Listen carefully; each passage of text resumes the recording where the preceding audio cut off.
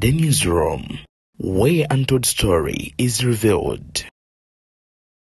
Sheikh Chiti akawanga mode Minister Barugahara Baram bamuyisizamu egali His Excellency Robert Kyagulanyi Ssentamu kyakoze ku yidi kineno nkugambye ate abayisilamu boliawo balifa bakirojja agenze maaso n'ogabula abayisilamu obubaka bwaweereza eri abo nno bavuganya bo buno bukambwe nnyo nnyini ddala era awera kakati nno jjajjawo obuyisilamu omulangira Kasimu Nakibinge avuddeyo n'ayogera ku ebyo ebikolwa by'okwerinda bye bagenda mu maaso n'okwera nga bakola. Erias Lukwago ngono nno ye mulodi oba lodi meya w'ekibuga Kampala avuddeyo n'agenda mu maaso n'okubeera nga alabula Mwami Museveni ne gavumenti eno n'agamba nti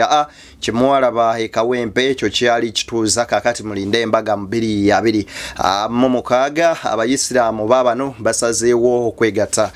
ku Kyagulanyi. Tuli ku Beyond the Newsroom zedde yakutuusako ensonga njagala okubeera nga nkwebaza gwagenda mu maaso n'okubeera ate nga otugoberera. Njagala okubeera nga nkusaba n'obwombeefu obw'ekika ekyaggulu nga bw'eri enkola yaffe vidiyo eno sooka ogimpera like bw'ogiwa like ojjaba ogiwadde muliro ogugitambuza ate yo Ebuvanjuba nebugwanjuba ewaka wasigalawo ewasinga. Beyond the Newsroom gwe mukutu ogukuleetera ekyo ekisinga katiranga naffe ng'oyita ku noti 771 44 53 ne noti 744 26 41 na bino bikulu tetulanga bafere tetulanga basawo ba kinnansi n'abagwa mu koowa eryo mwebale kutuwagira. Thank you. Tuka kubulisa kinomo ajagalagena maaso n'okubeera nga nkuwa video eno eya musajja mukulu wamanyikiddwa nga Erias Lukwago ng'agenda maaso n'okubeera nga ategeeza gavumenti ya kuno nti abanywanyi kinene ekyabadde Kawempe ekyo nno kibeera ekyokulabirako ekibalaga nti nno tumazeeko era opposition twagala entebe yaffe wabula ate tukoye okubanga mutulugunye abannayuganda okutuuka ku sseri efaananyirizaako bwe lityo. Bwetubanga twabadde mu kusoma musomero yabadde moko naye moko bwakaluba okusinga nga bwe yakalubya ow'e Kawempe okuba mwakafaananyi kati finals ezijja January zigenda kufaanana zitya. Honorable Minister wabaddeyo e Kawempe n'olaba ebigenda maaso bwe kiba kyakugamba nti tubivumirira minisita tukoma kuvumirira twagala abakoze fujjo bakate bakangavulwe tubalabeko wali mu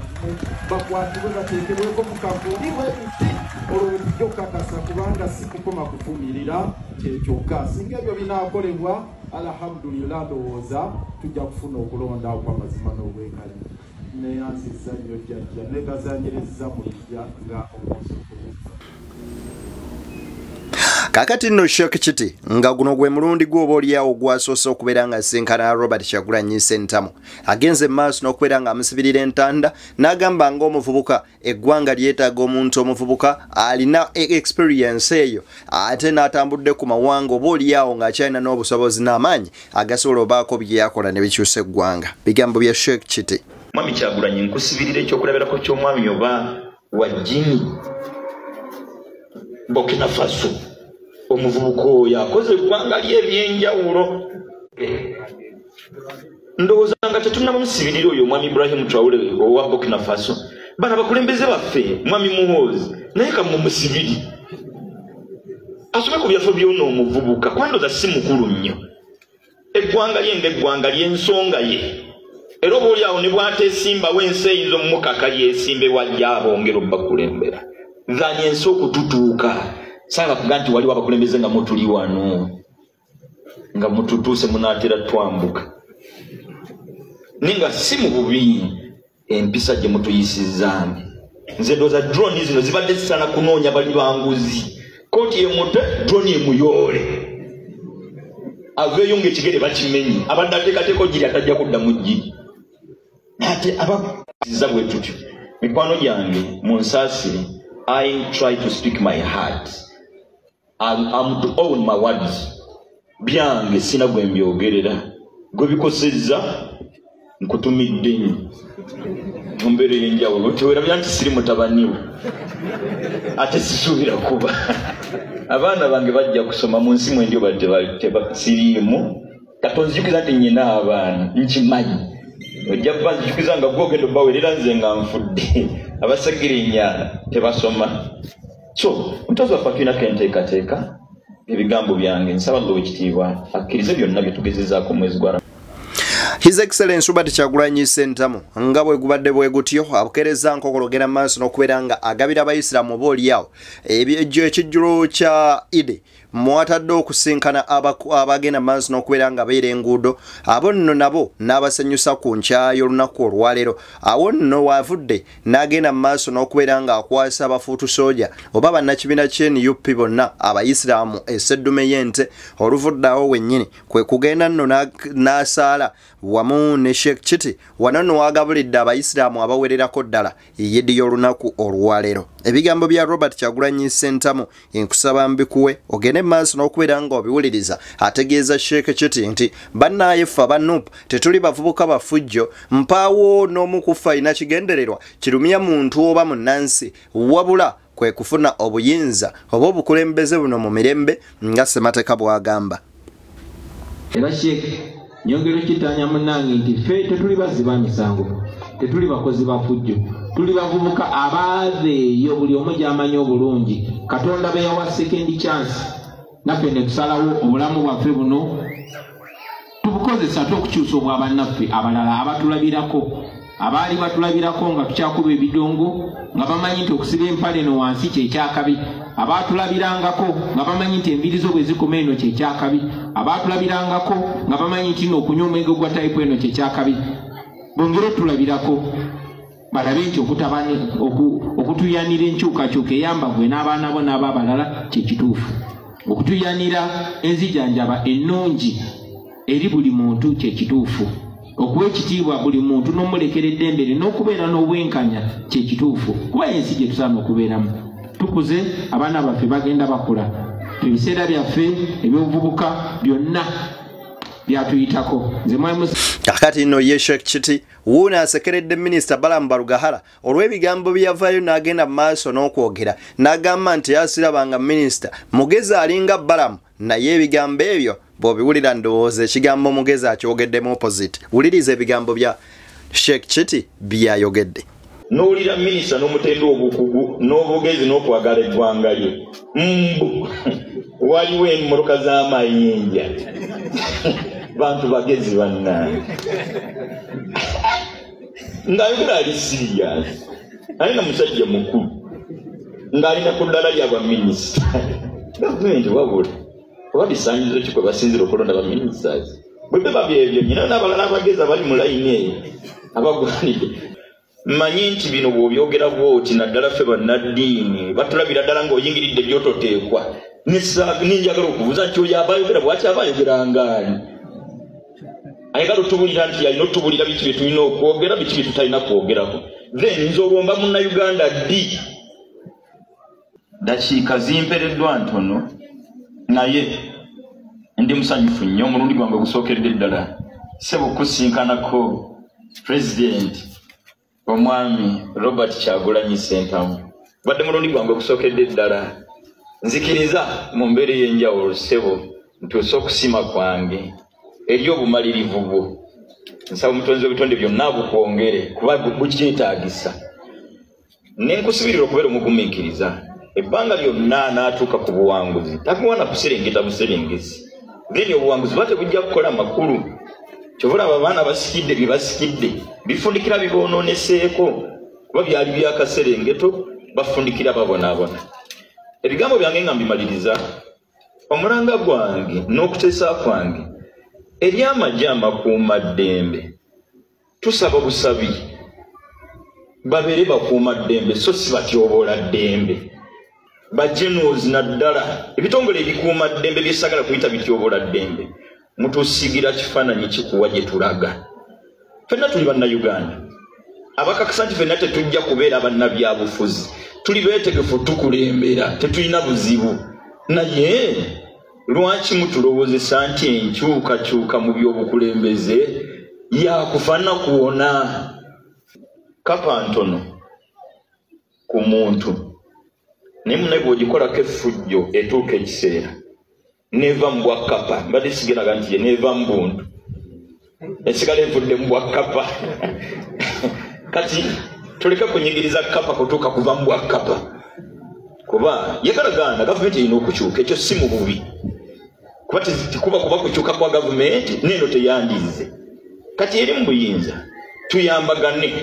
wakati mu kiseera nga kituse ekyobukulembeze okukyuka tusigale nga buli muntu akyasobola okunywa ku tuzzi tusigale nga buli muntu akyasobola okubuuza ku munne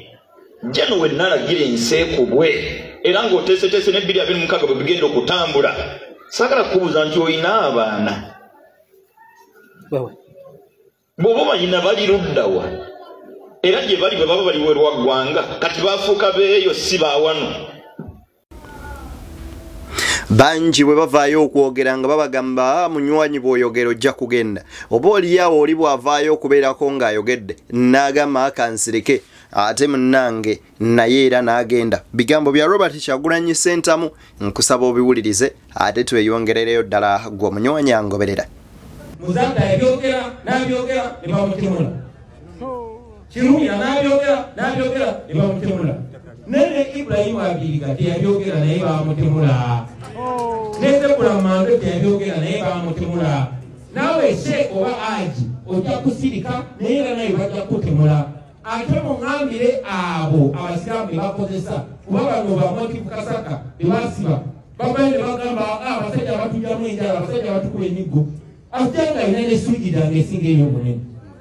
so njagala bategeezaamu abasiramu bebakozesa okufulugunya abasiramu banne bwe bamaliriza bano baddako kakati nno jjajjawo obuyisiraamu omulangira Kasimu Nakibinge avuddeyo n'agenda mu maaso n'okubeera ng'avumirira ebikolwa ebyakutuusibwa ku bannayuganda naddala ab'e Kawempe mu kalulu ke tuvuddemu era bw'atyo n'ayozaayoza omubaka Elias Luyimbazi Nalukoola n'amugamba mwanattu yogayoga ebigambo biibino nkusaba nabyo obiwulirize manyi baabe ebyobufuzi omumbe emmere naye ng'alabise Dawood alayhi salam.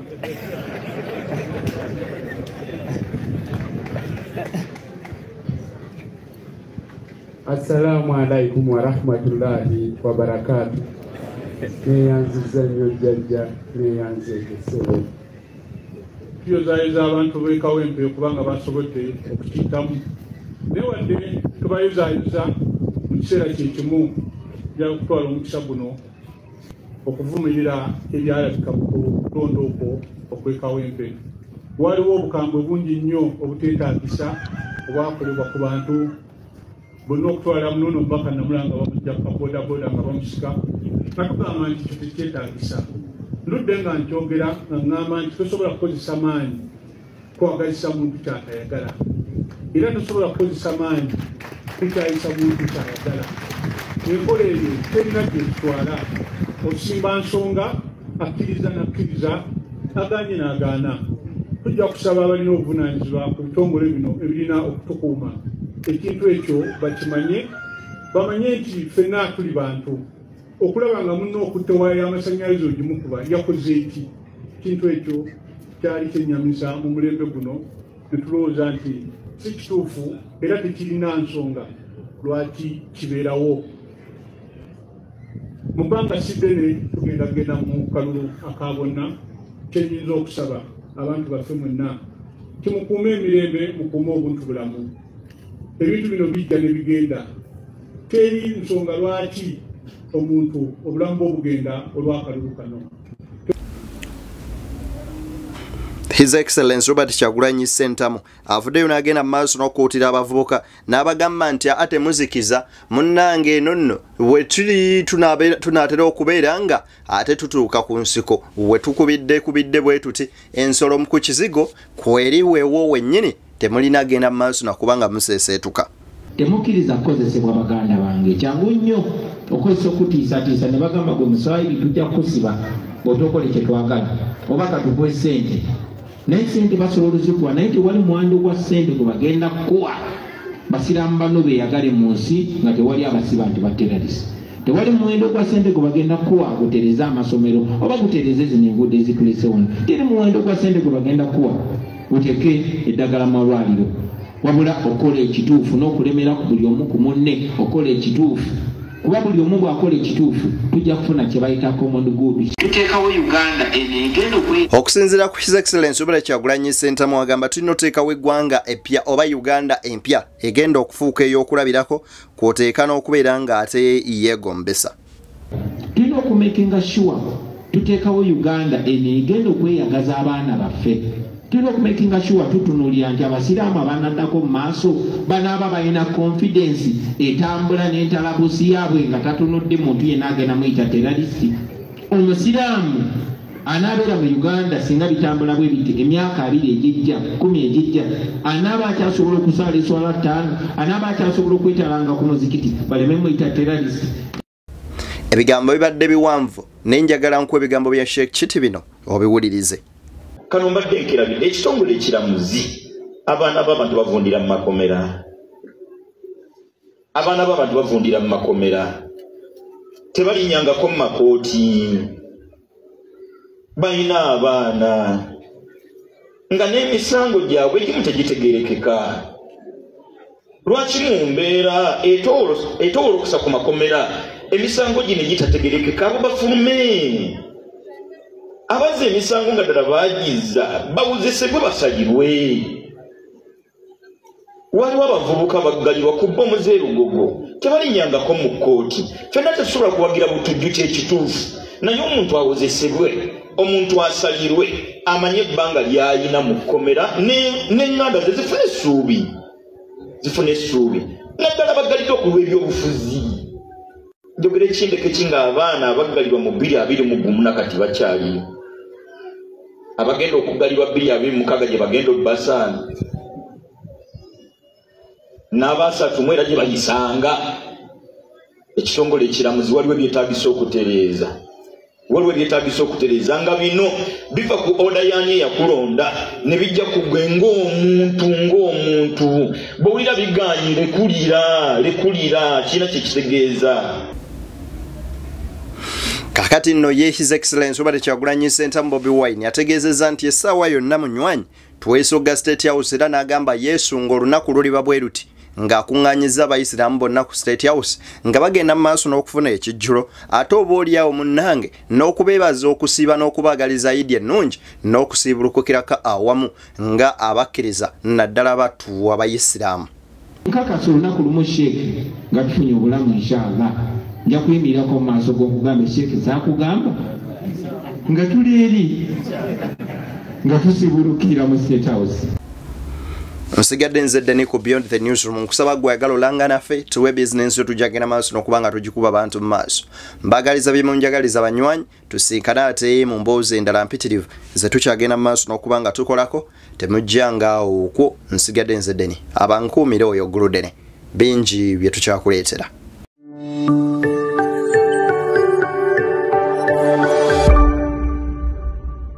Beyond the Newsroom, where untold story is revealed.